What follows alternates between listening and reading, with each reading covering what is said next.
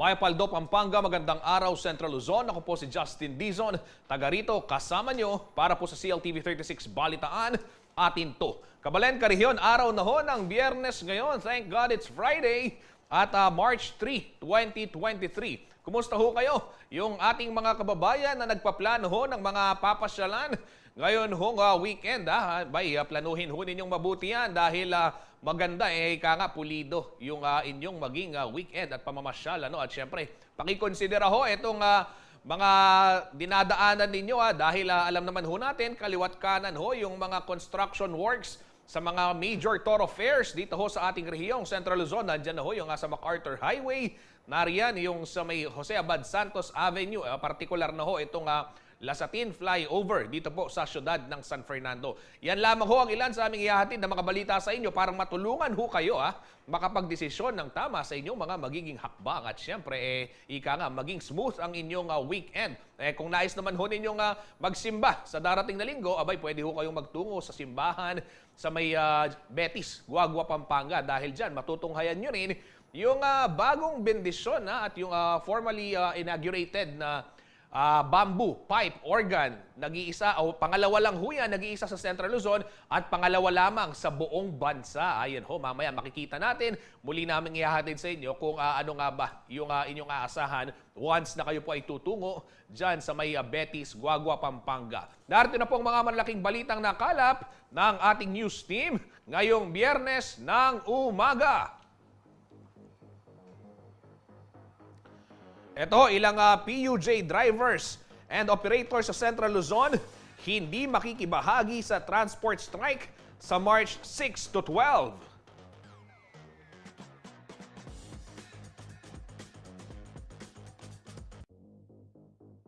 Sa kalusugan at kalikasan ng mga smelting plant sa San Simon, Pampanga, inusisa ng Sangguniang Panlalawigan.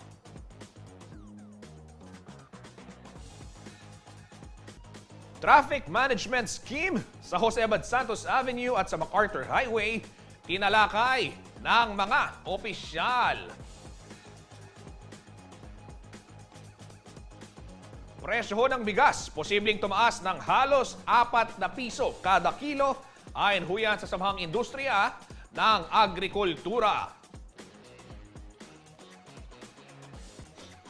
At ito hong Betis Bamboo Pipe Organ, opisyal na hong pinasinayaan.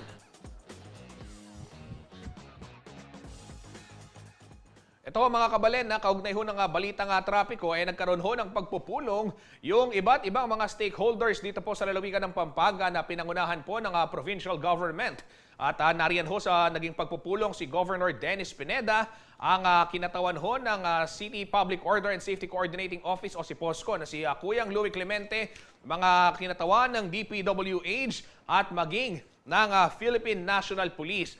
At batay ho sa kanilang natalakay, ito ay kaugnay ng mga construction sa syudad ng San Fernando, partikular na ho itong Lasatin Flyover. And naging assessment ho ay yung hindi raw sapat yung mga alternatibong ruta. Kabilang ho kasi sa mga alternatibong ruta na mayroon ay syempre dito ho sa syudad ng San Fernando, yung Villa Victoria Subdivision sa may Dolores ho yan. At itong iba pang mga kakalsadahan na pwede hong daanan nagbukas na rin ho yung sa may capital town, yung 6-lane doon. Pero doon sa naging pagpupulong kailangan pang dagdagan. At ito hong mga alternate ruta o yung mga alternate routes ay hindi raw accessible sa mga truck. Kaya patuloy pa rin ang kanilang pagdaan sa Jose Abad Santos Avenue na nagdudulot naman ng pagbigat ng daloy ng trapiko. At naging mungkahi naman po ni Governor Dennis Pineda na yung mga truck ay pwedeng dumaan muna sa expressway. At kabilang din ho sa mga natalakay ay ang pagdaragdag ho ng mga units para ho sa mga pasahero. Partikular na, eto hong mga estudyante na alam naman ho natin talagang nagbalik na sa mga paaralan. At narito kabilang din ho sa mga naging assessment ay iwasan muna raw ang pagdaan sa Jose Abad Santos Avenue kung maaari namang gamitin nga yung mga alternatibong ruta. So kabilang ho riyan, yung nabanggit ko, Villa Victoria, etong sa capital town, at kung nasa gawin naman ho kayo patungong Mexico o yung San Jose, ay pwede ho kayong dumaan doon sa may East Gate para ho hindi maging congested o ganun ka-congested ito pong Jose Abad Santos Avenue. Yung iba naman ay pinadadaan sa may MacArthur Highway para maiwasan yung Lasatin Boulevard. Pakinggan ho natin ang pahayag ni Ginoong Louie Clemente, ang hepe ng City Public Order and Safety Coordinating Office, kaugnay ng balitang yan. Bagamat tayo po ay may mga alternative routes na ginagamit, pero hindi ho talaga sila kumbaga hindi ho sapat, inadequate po yung bilang ng ating mga alternate routes. Kung kaya't yun din po ang binigyang emphasis kanina ng ating pamahalaang probinsya, na kung maaari na lang po ay i-regulate na lang po yung mga sasakyan na dumadaan sa ating kahabaan po ng Jasa. Nabanggit ko rin po sa aking ulat kanina, yung aking report, na yun nga po, bagamat may mga alternate routes tayong available, yan naman po hindi po pwedeng daanan naman po ng ating mga heavy vehicle. Kung kaya't napipilitan din pong dumaan dito po sa kahabaan ng Jasa. And as a result, nagkakaroon pa rin naman ho ng volume. So yun po, siguro po in the coming days, baka sakali pong mabawasan natin yung impact ng traffic dulot ng rehabilitation because of the coordination from the provincial government to other provinces naman po.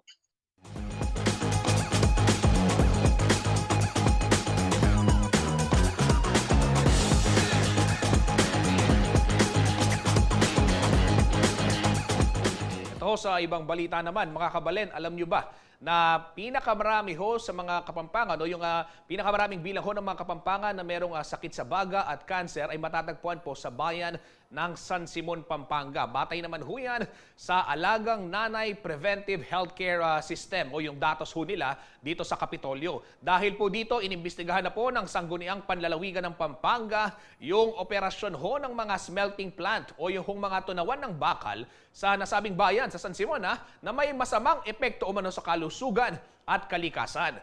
Ayon ho kay Pampanga 4th District Board Member Nelson Calara, dapat pong i-assess yung pollution control device ng mga planta sa San Simon Industrial Park. Pag-aaralan naman daw nila 3rd District Board Member Attorney Jun Canlas yung pag-a-adapt ho ng Sangguniang Bayan ng San Simon doon sa Municipal Ordinance Number 003 na nagbabawal ho doon sa induction furnaces o yung pagtatanaw ng bakal na nakakaapekto ho sa air quality ng komunidad. At narito ang ilang pahayag nila Board Member Jun Canlas at nila Board Member Nelson Calara hinggil po sa naging investigasyon ng Sangguniang Panlalawigan ng Pampanga sa epekto ho ng mga smelting plant o tunawan ng bakal sa kalusugan ng mga residente sa bayan ho ng San Simon. At mas advance ang technology nila sa atin, dinan nila, no? What reasons do we have? Why a country as advanced and as large and as a country which uses more skill than us would ban such a technology, yet we in the Philippines would welcome this technology, no? If that's why we're asking if there is an existing policy of the DNR. Cancer 19 ang dami. Ayun po. Yung asthma, makikita mo, 72. Yan po ay cause ng mga smelting plant. So yan ho yung mga video. Oo. Hindi lang natin pinakita kanina eh. Tingnan mo ho. Ganyan ho kayo din. Anong oras ho yan? Ano yan, alas 5 ng umaga. Saka gabi. Inaabot ko ng ano. Kayo po ba nagtataka bakit gabi sila nag-operate? Yun nga, bakit sa gabi? Kaya nga yung sabi kanina nung gusto ko nga, hindi ko na lang sinagot. Kaya daw gabi nag-operate dahil mura ang kuryente. Hindi reason yun, na mura ang kuryente. Ang buhay ba ng tao, ang kalusugan ba ng tao, mas importante ba yung kuryente kaysa kalusugan? Siyempre, kung sila gustong kumita ng malaki, kailangan walang suffering sa mga ating constituents. Kung wala na tayong constituents, ano pa ba naman ang... Tingnan mo yung pumupunta rito, lahat, majority ng pumupunta rito sa bayan ng San Simon. Bakit? So yan ho yung mga Actually, sila naman, sa tingin ko, nung huli naming na-meet sa committee hearing, magko-comply naman sila. Actually, dati siguro hindi lang sila nare-remind. No?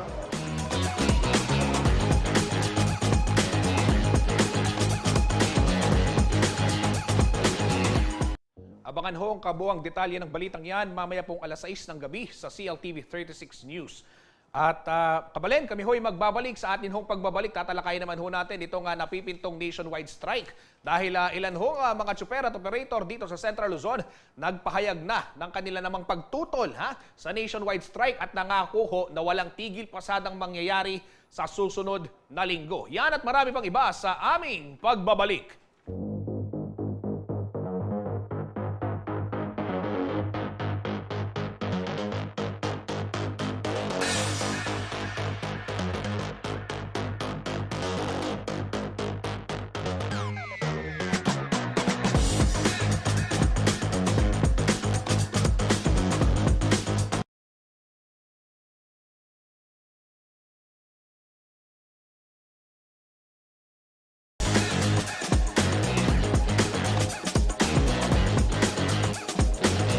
Babalik po ang CLTV 36 Balitaan. Kabalen, karehiyon, hindi raw makikiisa sa ikinakasang nationwide transport strike. Sa March 6 to 12, ang ilang PUJ driver at operators dito po sa Central Luzon. Ito pong eksklusibong kinumpirma ng Region 3 Transport Alliance sa CLTV 36. Dito pong Webes, March 2. At kabilang ho sa mga papasada pa rin sa susunod na linggo ang Carmex Jeepney Transport Service Cooperative na may rutang Arayat, City of San Fernando, Pampanga, yung pong Murcia Transport Cooperative sa Tarlac at Sapang Palay Transport Service and MPC sa Bulacan. Ayon pa ho sa grupo, suportado ho nila itong Public Utility Vehicle Modernization Program ng pamahalaan. At hindi rin lalahok yung Federation of Jeepney Drivers and Operators of FEDJODA ng Siyudad San Fernando sa nakaambang mass transport strike. Ayon ho yan sa kanilang presidenteng si Albert Garcia. Sa kabila ho nito ay naghanda pa rin naman ng libreng sakay ang pamahalaang panlunsod ng San Fernando para ho sa mga commuter. Matatanda ang inanunsyo na ho ng LTFRB Chairman Attorney Chofilo Guadis III dito pong Miyerkules 1 ng Marso na extended na hanggang December 31, 2023 ang application for consolidated franchise para ho sa mga PUJ. Ako pala si Raul Dalakit, kasalukuyang chairman ng Carmex Jeepney Transport Service Cooperative na may biyaheng Arayat City of San Fernando. Pinaabot lang po namin sa aming mga nasasakupang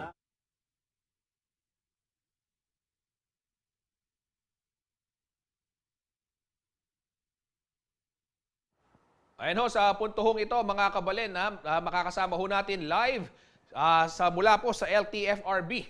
Si Kuyang Paulo G. Santos at si Ginoong Raul Dalakit, ang chairman po ng Carmex Jeepney Transport Service Cooperative. Kuyang Paulo, kumusta? Ano yung agenda dyan nitong ating mga driver at operators ngayon sa LTFRB? Well, Justin, maaga pa lang ay nagtipon-tipon na itong mga modernization program ng transport group dito sa Central Luzon. Iba't ibang lugar ito dito sa Central Luzon. May taga Bulacan, Tarlac, Nueva Ecija. At ang kanilang iginagarantiya, Kuya Justin, ay walang magiging krisis ng transportasyon sa darating na Lunes dahil hindi raw sila makikiisa dito. At ilan dito sa kanilang mga kasamahan dito ang inaabangan ngayon ay yung pagbibigay din ng instruction ng LTFRB kung anong mga lugar dito sa Central Luzon ang posibleng magkaroon ng sakaling maitulak itong tigil pasada. Pero kanilang ang ginagarantiya, kabilang na rin dito yung area nitong sa 3rd District ng Pampanga, Kuya Justin, na pumapasada nga ng Cabiao, Arayat, Mexico, Santa Ana, San Fernando, na sa daily average na 11,000 na passenger kada araw. Ito ho raw tumatakbo ngayon na consolidated na traditional jeep at gayon na rin itong mga modernized jeep ay kanilang mabibigyan ng transportasyon. At para maging malinaw ko yan, Justin, itong kanilang isinasagawang suporta dito sa LTFRB, makakasama natin si Kuyang Raul Dalakit upang higit na maunawaan natin kung papaano ninyo ikakasa ito namang banta na tigil pasada at gaano katotoo, sir, na walang krisis sa transportasyon dito sa susunod na linggo, simula Lunes. Nandito po kami sa LTFRB upang ibigay po at ipahayag sa LTFRB ang aming suporta na doon sa tigil pasada ng ibang grupo. So, andito po kami upang ang suporta ng Carmex Jeepney Transport Service Cooperative at ibang mga transport cooperative ay pangdinahin panakot na tigil pasada ng ibang transport group. So kami naman po dito ay kaya po namin i-sustain ng aming mga pasahero base na rin po doon sa consolidated franchise at mga modernized jeep na nailoan ng iba't ibang cooperative and corporation dito sa aming lugar. So pinapabot po namin dito sa ruta namin at dito sa Region 3 na huwag po mabahala ang ating mga nasa eskwelahan, ang mga taong nagtatrabaho ay sigurado po na meron kayong masasakyan sa oras ng inyong pong pagpasok sa inyong pinagtatrabahuhan. Kayo ho ba, sir, may pangamba din sa inyong seguridad, Kuya Justin, kasi napag-uusapan itong tigil pasada at sa mga nakalipas nating coverage, ang issue dito yung may manghaharang sa paglabas ng inyong mga sa unit, Kayo ho ba may natatanggap din na banta o wala naman? Sa ngayon po wala. So kaya po kami nandito para po ibigay po ang suporta sa LTFRB para po ang aming mga unit mabigyan din po ng special trip kung saan po ang maapektuhan na ruta ay pwede po kaming sumuporta doon sa mga pasahero na mababakante. Alam mo, Kuya Paolo. Justin, Go ahead. Meron Kuya lang akong Justin. gustong itanong kay Kuyang Raul, Oo. Sir, Go ahead. kayo ho ba yung sa inyong kooperatiba, mga modernized jeepney na yung inyong ipinapasada? Sa ngayon po sir, hindi pa po lahat. So mayroon pong 150 consolidated franchise na po kami. At ang tumatakbo namin pong modernized na po is 55 units. Sir, kasi ito, nakapanayam namin nung mga nakaraang araw, ito hong mga jeepney drivers and operators naman na tumututol dito sa modernization at ang kanila hong sinasabi, o kung hindi man direktang tumututol, gusto ay palawigin pa, i-extend pa, dahil nga ang kanila hong sinasabi ay nahihirapan sila doon sa proseso ng konsolidasyon, lalong-lalo na pagdating naman doon sa pagbili ng mga modernized jeepney dahil mabigat daw sa bulsa, hindi kaya ng mga kanilang yung naiipon nila, sumasapat lang, mahal yung presyo ng krudo, mahal yung iba pang bilihin. Kayo ho, sir, paano ho ba yung naging proseso ninyo ng consolidation? Kasi kung doon sa ibang grupo hindi po nila nagagawa, sa inyo po baka pwede nyong maibahagi naman ano ho yung pinagdaanan ninyong proseso pagdating ho dito sa itong alituntunin na to ng LTFRB. Wala naman pong naging mahirap sa alituntunin ng proseso ng consolidation na ipinaiiral po ng LTFRB. Basta't sumunod lang po tayo sa kanilang mga guidelines. Hindi po pahirap dahil nag-umpisa po kami mag-consolidate araw pa po ng pandemic. So nag-umpisa po si Carmex nang wala rin po. So ngayon po, dahil po sa pagsuporta namin sa memorandum circular na pinatutupad ng LTFRB, ay sila rin po ay mismo ang tumutulong sa amin. Sa aming hindi po namin nalalaman kung ano pong dapat namin gawin, sila rin po mismo ang nagbo-volunteer na ito ang dapat mong gawin at ito ang dapat gawin. Yes. Kuya Paulo, go ahead. Yeah, Kuya Justin, ang inaantabayanan nga natin dito ay yung sakaling pag-grant ng LTFRB dito sa mga ruta na apektado ditong transport strike. Pero sa pag-iikot-ikot din natin sa ilang terminal, Kuya Justin, yung mga nasa transport group na individual franchise owner, ang kanilang binabanggit ay hindi rin sila lalahok dahil napakalaking bagay, Kuya Justin, yung kanilang paglabas at kung sakaling hindi daw sila lalabas, Kuya Justin, ay magugutom naman yung kanilang pamilya. Sa datos nga nitong LTFRB Region 3, nasa 8,000, Kuya Justin, itong mga traditional individual type na jeep na hindi pa nakapag-consolidate at ito ay nasa 2 daang ruta sa Central Luzon. Napangunahin dito, Kuya Justin, ay sa area ng Nueva Ecija at dyan naman sa Bataan. So, ang aabangan natin ngayong araw, Kuya Justin, kung papaano rin yung paglatag ng LTFRB ng kanilang pagbibigay ng ayudang sakay dito sa mga apektado ng isang linggong transport strike. Kuya Justin. Paulo G, Kuyang Raul, meron na ba tayong listahan dyan ng inyong, Kuyang Raul, yung inyong mga kasamahan na nariyan ngayon para kung sakali maanunsyo ninyo, ano-ano yung mga ruta na aasahan nating hindi mapaparalisa pagdating ng araw ng Lunes? Yung mga inyong kasamahan, yung Carmex, anong ruta, pakibanggit na lamang ho, pati yung mga ibang nariyan ngayon para at least alam ho ng ating mga kababayan dito sa Central Luzon. Yes po, ang Carmex Jeepney Transport po ay may ruta po kami Arayat San Fernando at Capiao San Fernando. Meron din po kaming Malolos via MacArthur San Fernando downtown at Malolos via NLEX SM Pampanga. So yan po ang mga ruta na sakop po ni Carmex. Meron din po dito mga traditional na nakapag-consolidate na korporasyon na nakibahagi din po dito para hindi rin po sila sumama dyan sa tigil pasada na ipinananakot po sa ating gobyerno ng mga kaluwang grupo siguro itong mga to. Dahil hindi ko maintindihan na kung bakit inaayawan nila ito napakagandang proyekto ng gobyerno. So kami ho, ang sinasabi po nila, lilinawin ko lang po, hindi kapag dahil sa laki po, mga modern hindi kami nahirapan yan dahil hindi po individual ang magbabayad kundi po ang kooperatiba ang magbabayad. So hindi po ang individual operator. So lilinawin ko lang po, hindi po mahirap ang mag-loan, hindi po mahirap ang magpatakbo ng isang kooperatiba basta't magsama-sama lang po at nagkakaisa. Makakamit po natin ang tagumpay sa ating para sa ating mga pamilya. Kuya Justin, may dagdag ko lang, alamin din natin ngayong araw dito sa LTFRB kung gaano naiposisyon, naiplano, ito namang tinatawag nilang route rationalization, Kuya Justin, na isa sa mga siniyasat ng Senado kung gaano katotoo itong daing ng mga hindi pa nakapag-consolidate dahil ang kanilang pinangangambahan baka mag-cruise ang ruta at hindi sila kumita dito sa kanilang pamamasada. Kuya Justin.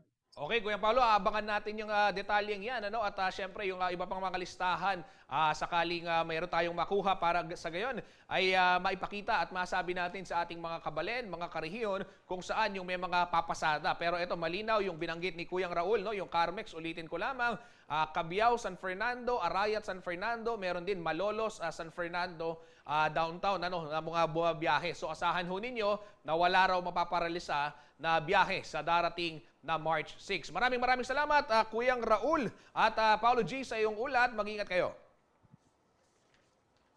Yan ho mga kabalen, natututukan ho natin ang balitang yan, ongoing ho, yung kanilang pakikipagpulong ngayon sa tanggapan naman ng LTFRB Region 3. Samantala, dumako naman ho tayo sa ibang balita. Ito ho, hindi masyadong magandang balita.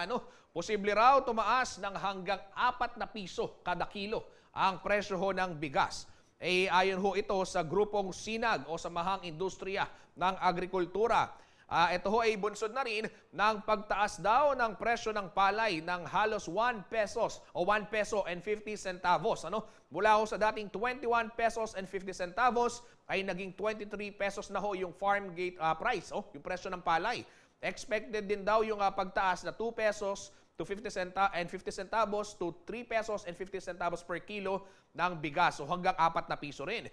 Konti pa lang daw ang hina-harvest sa ngayon at pagdating daw ng 30 ay posibleng bumaba naman na ang presyo. At maging yung presyo daw ng imported na bigas ay mataas dahil hindi nga nagsimula itong harvest season. Ang nakaka-apekto rin daw sa pagtatanim ng ating mga magsasaka ay yung presyo ng patubig at yung pataba. At syempre ho, yung presyo daw ng bigas sa ibang bansa ay tumaas din at hindi lang man daw dito sa atin sa Pilipinas. Yung nakakatulong naman daw yung subsidy galing sa gobyerno at yung ayuda sa pataba na late daw iyon pero naibigay pa rin daw sa mga magsasaka. Kaya panawagan ho ng Sinag ay huwag nang ma-delay sa mga susunod na cropping season yung ayuda para ho sa mga magsasaka. wala naman daw problema sa supply dahil tuloy-tuloy pa rin ang local production. At yung mga hybrid seeds ay dapat daw isulong talaga yung paggamit nito, alagaan at i-climatize para ho walang maging problema sa pag-harvest. At doon sa local seeds, wala rin daw problema. Yan po yung pahayag naman ng SINAG. Pakinggan ho natin ang ilang bahagi ng naging pahayag po ni Engineer Rosendo So, ang chairperson ng SINAG, kaugnay ng balitang yan. Yung stocks kasi konti lang ang ina-harvest pa ngayon. No? We expect pagka-harvest ng April, baka pwedeng bumaba na yung presyo. Pero sa ngayon, wala pang masyadong inaani ang mga magsasaka natin, yung mga early planting pa lang. So, mataas ang presyo ngayon. And yung imported naman ganon din yung other countries hindi pa rin start ang harvest. So, mataas pa rin yung presyo nila. And pagpasok dito sa ating bansa, mataas din ang presyo ng imported na bigas na pumapasok.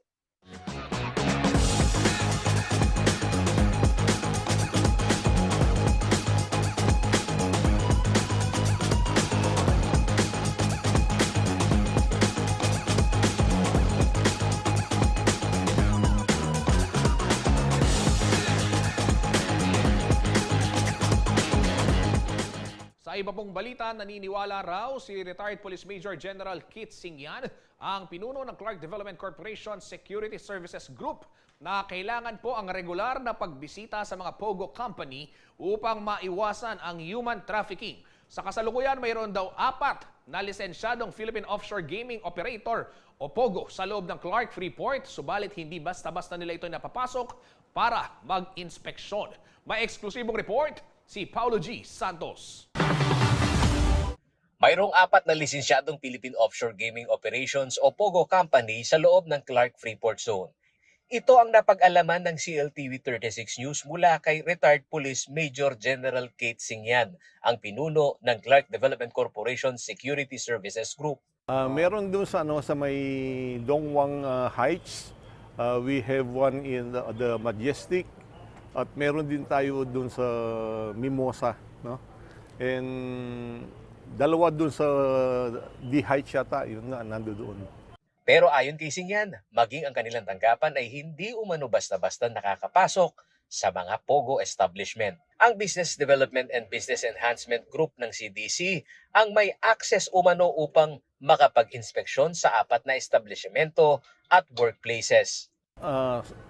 Right now, hindi pa natin na-inspection sila kasi nahihirapan din tayo dahil unang-una nakasara talaga sila. And we could not immediately see kung anong operations nila sa loob. And dito sa loob ng CDC, we have right now 4 licensed POGO operations. So sa ngayon wala tayong masyadong chance or opportunity to inspect yung yung makakapag-inspection lang diyan yung ating BDBEG, no? Department. At kailangan talagang ma-inspection itong mga POGO operations nito. Dagdag pa ng opisyal, hindi tulad sa Metro Manila na may mga serye ng karahasan na kinasasangkutan ng ilang foreign POGO workers, isolated lamang daw ang mga ganitong kaso sa loob ng Clark Freeport. Unang-una, habang ako'y nandito, I have experienced yung pag-aresto ng CIDG elements doon sa 3 Chinese nationals na mayroong mga armed bodyguards. No? So ito lang, meron silang pinagsusuntok at minaltreat na isang complainant. So that instigated the CIDG to initiate some hot pursuit operations. May mga ipinatutupad daw na alituntunin ng CDC upang matiyak ang peace and order situation sa loob ng Freeport. Kabilang na umano rito ay ang regulasyon sa pagkuha ng bodyguards ng mga foreign POGO workers. Gayon din ang prohibisyon sa pagdadala ng mga armas. Hindi sila pwede magdala ng firearms, no? We all know that they are foreign nationals.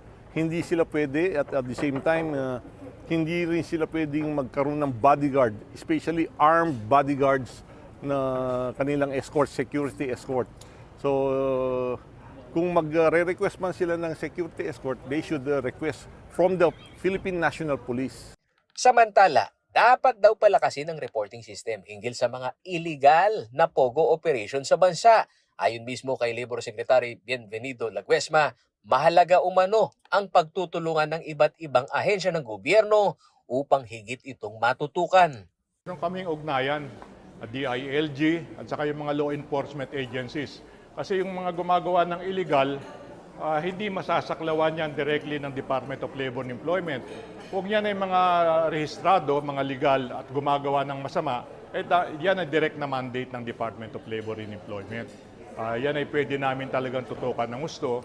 At mahalaga na ang informasyon makarating din sa amin dahil kung hindi namin saklaw, amin po yung agaran na inini-repair dun sa concern na department o ahensya nang sa ganun ay magkaroon kaagad ng agaran na aksyon.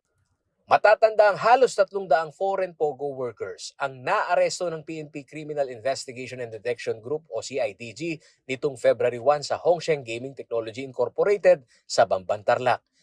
Sa bilang na ito, 19 lamang ang idineklarang napagkalooban ng Alien Employment Permit ng DOLE. Ako si Paulo G. Santos, taga rito kasama nyo para sa CLTV 36 News, atin to. Sa iba pong balita, makararanas na ng ginhawa ang mga motorista at commuters sa Nueva Ecija dahil nakumpleto na ho ng Department of Public Works and Highways o DPWH Region 3 ang preventive maintenance o pagsasaayos ng Gapan Fort Magsaysay Road. Ayon ho sa DPWH, parte rin umano o ng naturang road upgrade ang intermittent sections ng kalsada sa Gapan City at bayan ng General Tino na may kabuang haba na 1.9 kilometers. Mas pinahusay raw ng ahensya ang kondisyon ng kalsada sa pamamagitan ng asphalt overlay at paglalapat ng thermoplastic pavement markings. Layon daw nito na matiyak ang kaligtasan ng mga bumabaybay sa nasabing daan. Magre-resulta naman umano sa mas maayos na daloy ng trapiko ang naturang bagong ayos na kalsada para sa mga turista at iba pang nagdanais bumisita ho sa lalawigan. Gayon din ho yung Armed Forces of the Philippines o yung AFP na patungo ho sa Fort Magsaysay.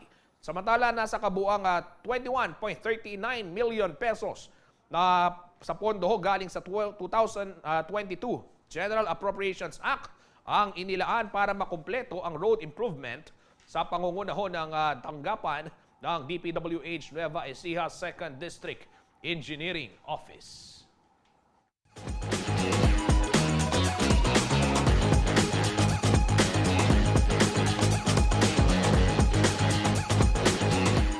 Manatiling nakatutok at magbabalik ang CLTV 36 Balitaan, atin to.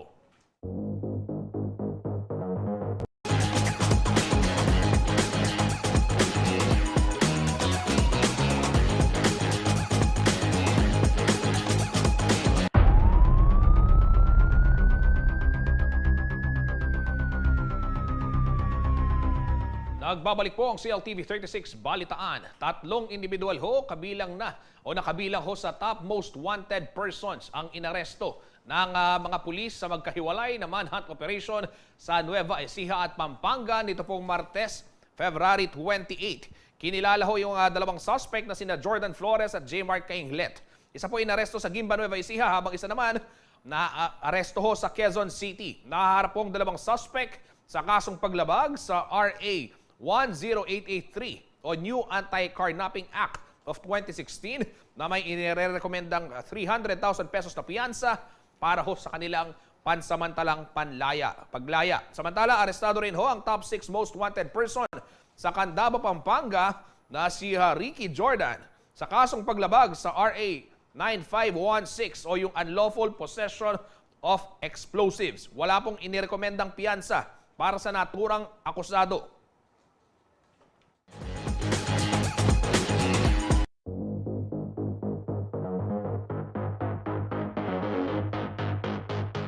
Sa lalawigan naman ho ng Bulacan, arestado rin ho ang 31 individual na sangkot ho sa magkakaibang kaso sa isinagawang anti-crime operation ng Bulacan PNP. Dito rin pong Martes, February 28. Kabilang ho sa mga inaresto ay ang 19 na drug suspect sa serye ho ng buy-bust operation ng Drug Enforcement Unit ng Kapulisan. Nakakumpiska ho sa mga suspect ang 61 sachet na hinihinalang shabu, 3 sachet na marijuana at marked money. Tinatayang nasa 120,000 pesos umano ang halaga ng mga droga na na-recover mula ho sa mga suspect. Arestado rin ng Criminal Investigation and Detection Group o CIDG ang 2 gun violator sa magkahiwalay na operasyong isinagawa sa bayan ng Bustos at sa lungsod ho ng Malolos. Na-recover mula ho sa isang suspect na kinilalang si Lawrence Abelio, 38 years old, ang isang kalibre 38 revolver na kargado ho ng 5 bala. Habang isa pang suspect na kinilalang si Randy Garcia, 41 years old, ang nakuhanan ng kalibre 45 pistol, isang magazine assembly, isang holster at isang maliit na kahon. Samantala, inaresto rin ng pulisya ang 10 suspect na wanted ho sa iba't ibang kaso ng krimen at paglabag sa ilang lugar kabilang na ho sa San Miguel, Plaridel, Balagtas, Bulacan, Norzagaray, Giginto, Bukawe, May Kawayan at Malolos.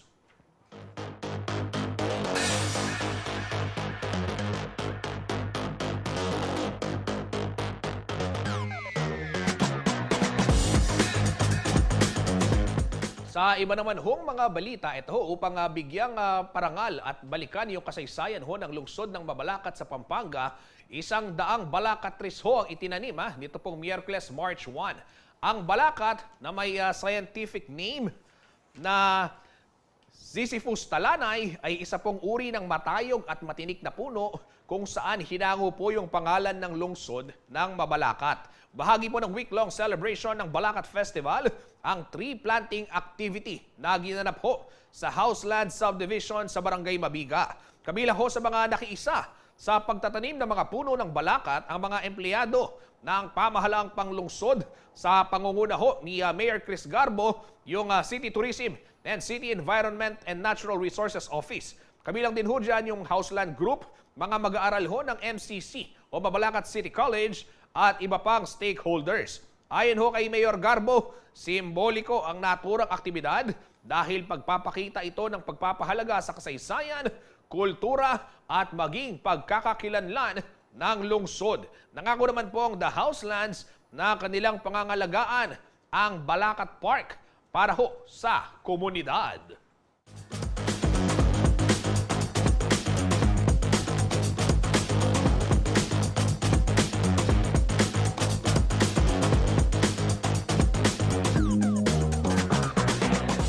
Abangan ho sa pagbabalik ng CLTV 36 Balitaan, itong bayan ng Kalumpit sa Bulacan ay naghahanda na para sa papalapit na Longganisa Festival. Yan at marami pang iba sa aming pagbabalik.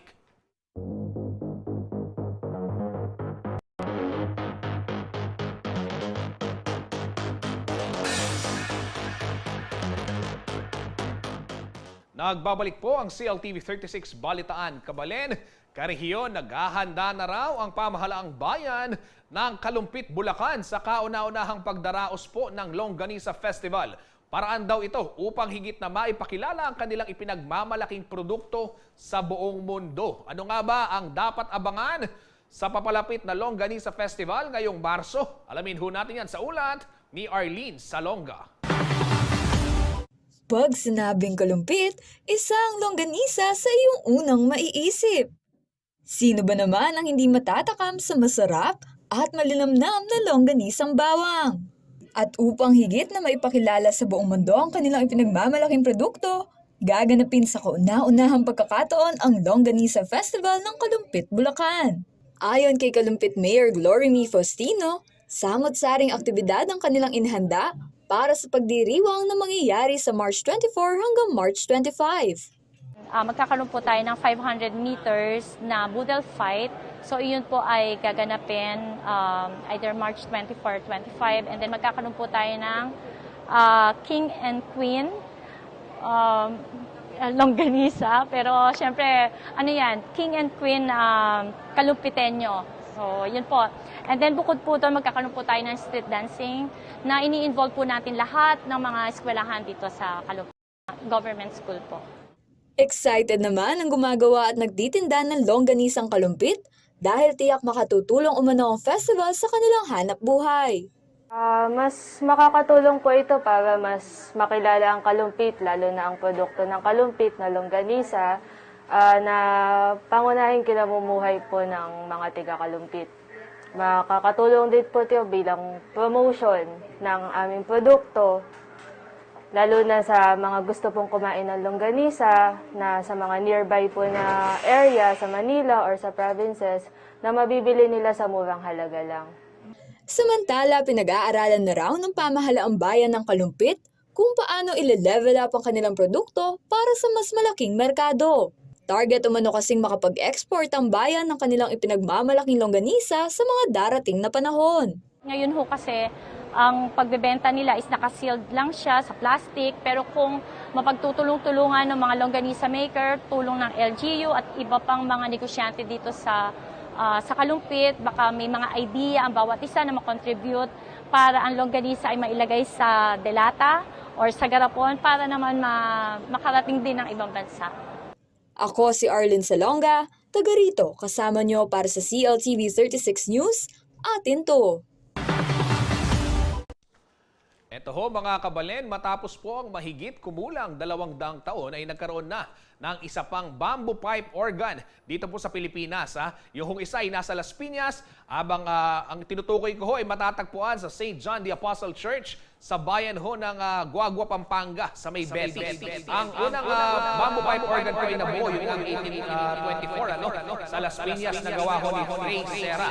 Samantala, taong 2019 nang simulan ho ni Diego Serra o ng Diego Serra Organ Builders Incorporated ang paggagawa ng Betis Bamboo Pipe Organ at natapos ho ito nitong 2020.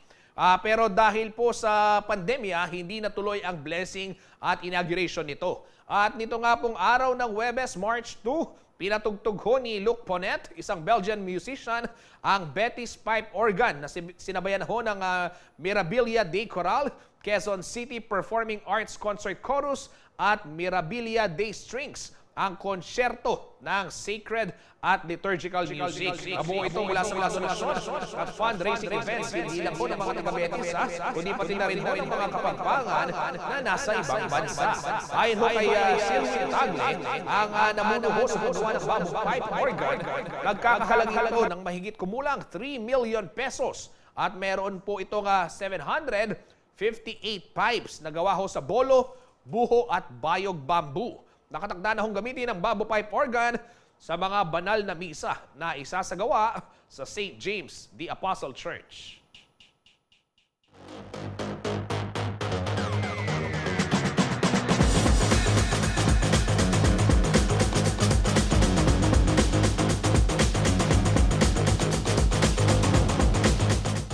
Pwede ho ninyong mapanood yung live coverage ho ng CLTV 36 dyan ho sa may solemn blessing and inauguration ng bamboo pipe organ sa Betis, Guagua, Pampanga. Ginawa ho yan kagabi, naka-upload ho yan sa aming official Facebook page at maging sa aming YouTube channel. Bisitahin lamang po itong aming mga social media platforms para po makita ninyo at mapanood, ma-enjoy yung ganda ng tunog ng bamboo organ at syempre yung husay po ng mga umawit at tumugtog pa ng ibang mga instrumento. Samantala sa puntong ito, alamin naman ho natin ang magiging taya ng panahon mula kay Ginoong Manny Esguera, ang Chief Weather Forecaster ng Pag-asa Clark.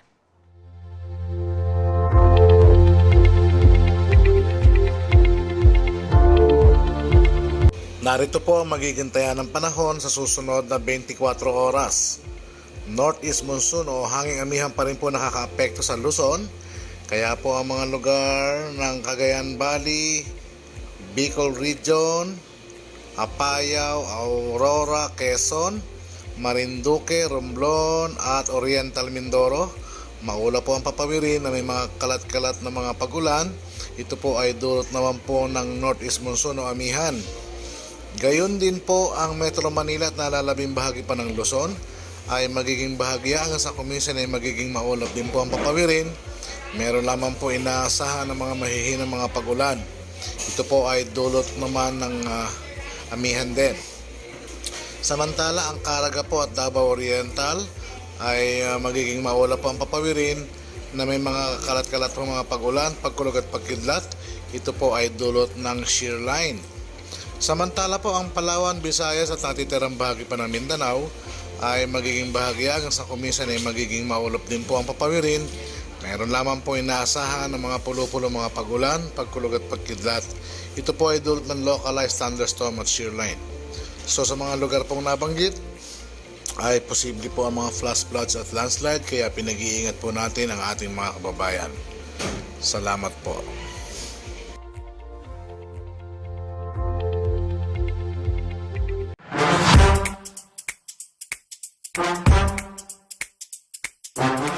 Eto ho mga kabalen, mga karehiyon, bago naman ako tuluyang magpaalam sa inyo, ay bigyang daan muna natin itong sagot ng ilan sa ating mga followers sa topic question of the day.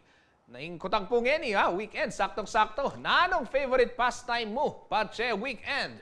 Lawan tanong mo rin pa kiba na kaya katamong kabalen? Ikuya Jody, makibat ya?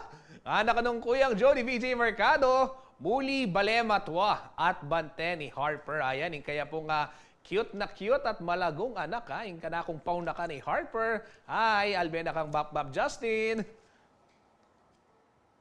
Sabi ng Rosalinda Laksina, family bonding with family and friends. Oo nga naman. Lilibot naman kanoy, Diana Babara na balang weekend. Ay, kanyaman. Sana all makalibot. Ikaw yung Ray Bravo, Mami P. Happening kayang pastime, Pache weekend. Ayan. Marami hong babasahin si Kuyang Jody mamaya sa mga sagot ng ating mga netizen. Kaya samahan ho ninyo siya sa top pick. Mamaya alas 12 ng tanghali at meron din ho siyang mga magiging bisita. Sino ba yung mga katsikahan ni Kuyang Jody sa top pick? Ay wala pong iba kundi si Cyrus Edward Quesada, ang project head ng One Big Idea Nationwide 2023. At nandyan din si Charmaine Allen Bea, ang co-project head ng One Big Idea Nationwide 2023. Ay, magandang talakayan ho yan. Pag-uusapan ho yung advancing to the future of marketing. Ayan. Ako, very interesting at educational yung magiging discussion mamaya. Baka tutulong ho yan, lalong-lalo na sa mga merong maliliit na negosyo, kung paano ho ninyo ima-market ang inyong mga maliliit na kinabubuhay, mga negosyo, mga produkto. At yan ho ang mga balitang nakalap ng CLTV 36 Balitaan. Para po sa karagdagang impormasyon, maaari ho kayong mag-follow sa aming mga social media pages. Ito ho yung Facebook at Instagram, TikTok at YouTube at CLTV 36 Official. At meron din ho tayong at CLTV 36 News sa Facebook, yung Twitter naman at CLTV 36 and at CLTV News. Kabalen, Karehiyon, bisitahin po ang ating website, www.cltv36.tv. At nasaan ka man sa bansa, mapapanood ang mga programa ng CLTV via Signal Channel 115. At dito naman ho sa Central Luzon sa ating 39 cable partners at maging sa Free TV Channel 36. Kasama po ang buong puwersa ng CLTV 36 News and Current Affairs. Ako po si Justin Dizon, taga rito. Kasama nyo para sa CLTV 36 Balitaan, atin to.